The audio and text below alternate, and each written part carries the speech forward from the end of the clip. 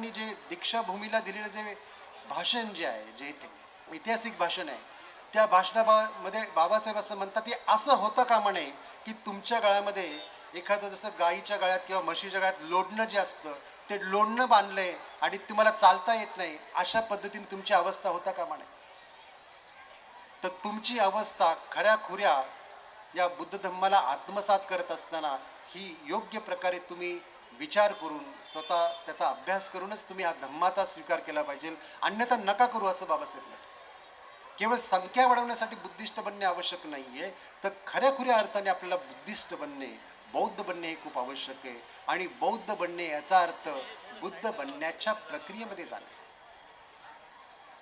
बौद्ध बनणे याचा अर्थ आपल्यामध्ये खरीखुरी करुणेचा विकास करणे, खऱ्या खुऱ्या मैत्री भावनेचा विकास करणे. लोक सांगतात मैत्री भावना, लोक सांगतात करुणा भावना, परंतु लोक सतत दुसऱ्याविषयी द्वेष करतात. आपण अनेक लोक पाहिले असतील, कारण नसताना लोक एकमेकांचा द्वेष करतात, कारण नसताना लोक एकमेकांच्या प्रती अहंकार बाळगतात आणि श्रेष्ठत्व सिद्ध करण्याचा लोक प्रयत्न करतात. आणि या सर्व गोष्टी करत असताना मनुष्य एकमेकांना दुःख देत असतो. आणि ही दुःख देण्याची प्रक्रिया आपण कुठेही गेला, महाराष्ट्रामध्ये कुठेही गेला, तुम्हाला सगळीकडे सेम पद्धतीने पाहायला मिळेल. सगळी बुद्धविहारी ओस पडलेली आहे. बुद्धविहारामध्ये कुणी जात नाही. गेलं तर तिथे अध्यक्ष आणि उपाध्यक्ष आणि मग तिथे एक कमिटी आणि 2 कमिटी आणि 4 कमिट्या आणि त्या विहाराला टाळं लावलेलं असतं. विहार जणू काही एखादं जेल असल्यासारखं ते विहार असतं. त्याच्यामध्ये इतकी दुर्गंधी असते की कुणी व्यक्ती तिथे थांबू शकत नाही, राहू शकत नाही. अशा पद्धतीची स्थिती ही वास्तविकता या समाजामध्ये आहे. आणि ते बुद्धविहारच खुली नाही आहेत. या बुद्धविहारामध्ये जाऊन कुणी व्यवस्थित वंदना करू शकत नाही, कुणी ध्यानधारणा करू शकत नाही, कुणी थांबू शकत नाही. यातलं बुद्धत्वाचं जे काही बुद्ध धम्मातलं जे सौंदर्य आहे, सौंदर्याचा विकास करू शकत नाही. आणि अशा पद्धतीची वास्तविकता जर असेल तर समाजाला कुठल्या दिशेला आपण घेऊन चाललोय याचं आपण खऱ्या अर्थाने चिंतन करणे ही आजची काळाची गरज झाली आहे.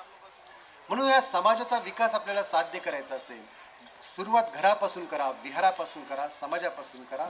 आणि हे सर्व करत असताना आपल्या जीवनामध्ये आपल्याला कोणती गोष्ट साध्य करायची आहे, आपल्याला आपल्या कुटुंबाचा विकास करायचा आहे, आपल्याला सुखी व्हायचं आहे.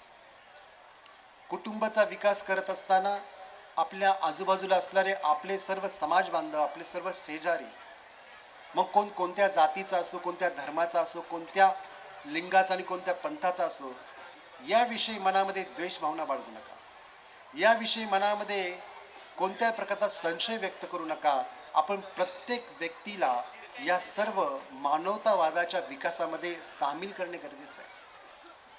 आणि याचा जोपर्यंत आपण आपल्या जीवनामध्ये विकास करत नाही तोपर्यंत बुद्ध धम्म जो आहे हा खऱ्या अर्थाने आपल्यामध्ये रुजू शकत नाही. बुद्ध धम्माचा प्रचार आणि प्रसार करणे हे गरजेचं नाहीये, बुद्ध धम्म रुजवणे गरजेचं आहे. बुद्ध धम्म जर रुजवला तरच खऱ्या अर्थाने जीवनाचा विकास होऊ शकेल, नाहीतर जीवनाचा विकास होऊ शकणार नाही. बाबासाहेबांनी दिलेल्या 22 प्रतिज्ञा, बाबासाहेबांनी दिलेला बुद्ध आणि धम्म, बाबासाहेबांनी सांगितल्या सगळ्या ज्या काही गोष्टी आहेत या सर्व गोष्टींचा अभ्यास केल्यानंतर प्रॅक्टिकल मार्गावरती आपल्याला चालणे खूप गरजेचं आहे. आपल्यामध्ये सरमिसळ करता कामा नये.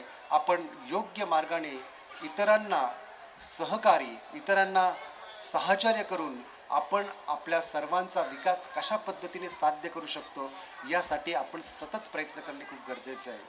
आणि म्हणून ही आजची ही 15वी धम्म परिषद जी आहे, जी जागतिक धम्म परिषद आपण म्हणतात, ही धम्म परिषद खऱ्या अर्थाने चिंतनाचा भाग आहे. आणि हा चिंतनाचा भाग म्हणत असताना आपण आपल्या रोजच्या जीवनामध्ये कशा पद्धतीने हा धम्म विकसित करू याचं खऱ्या अर्थाने आजच्या काळामध्ये आपण चिंतन करणे खूप गरजेचं आहे. आपला वेळ वाया नका घालू, कारण एक ना दिवस मृत्यू आपल्याला येणारच आहे. आणि मृत्यू जर येणार आहे, त्या मृत्यूच्या पूर्वीचं जे जीवन आहे ते योग्य दिशेला, योग्य डायमेन्शनला घेऊन जाणे खूप आवश्यक आहे. आणि म्हणून आपल्या जीवनामध्ये धम्माची वाढ करा, आपल्या घरापासून याची सुरुवात करा, आपल्या समाजामध्ये याला रुजवा, आपल्या जीवनामध्ये ज्याला डॉक्टर बाबासाहेब आंबेडकर असं म्हणतात जीवनाचं सौंदर्य निर्माण करा. सौंदर्यता निर्माण करणे हे खऱ्या अर्थाने धम्माचं सर्वात मोठं लक्षण आहे. परंतु सौंदर्यता ही कशी निर्माण करायची, ती आपण आपल्या विवेकाने तयार करू शकतो. ती आपण ज्याला भगवान बुद्ध म्हणतात, की जी शाखा आपल्यामध्ये निर्माणच झाली नाही, त्या शाखेचा विकास करणे म्हणजे सौंदर्यता निर्माण करणे.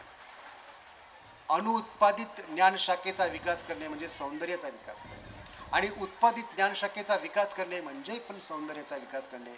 अशा पद्धतीचं सौंदर्य शास्त्रावरती आधारित असलेला धम्म आहे आणि या सौंदर्य शास्त्राच्या पलीकडे विज्ञानावरती आधारित असलेला धम्म आहे.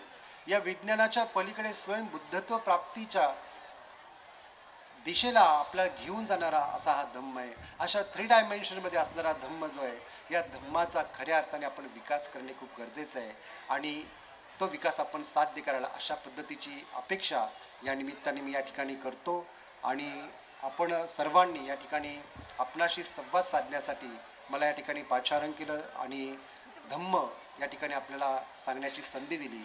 तर आपणा सर्वांचे या ठिकाणी मी धन्यवाद व्यक्त करतो. आपणा सर्वांच्यामध्ये असणाऱ्या बुद्धत्वाला प्रणाम करतो. सर्वांचं कल्याण हो, सर्वांचं मंगल हो. जय भीम, नमो बुद्धाय.